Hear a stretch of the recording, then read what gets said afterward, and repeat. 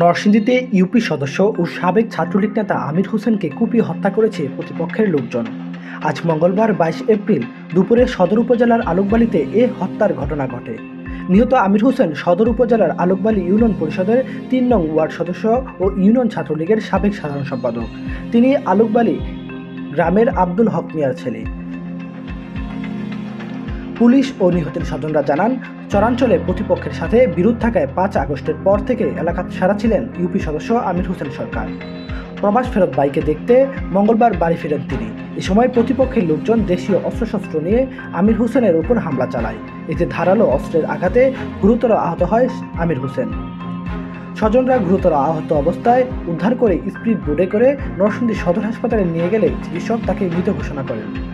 নদীতে কচুরিপানার জ্বর থাকায় হাসপাতালে নিতে দেরি হয়, অতিরিক্ত রক্তক্ষরণে তার মৃত্যু হয় বলে জানান স্থানীয়রা।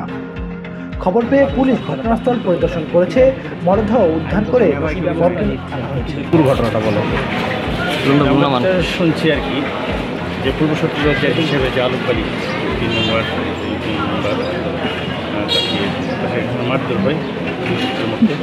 পরবর্তী সময় তাদেরকে সদর হাসপাতালে নিয়ে আসে, তাৎক্ষণিক আমি সংবাদ পেয়েই আমার অফিসার ফোর্স পাঠিয়েছি।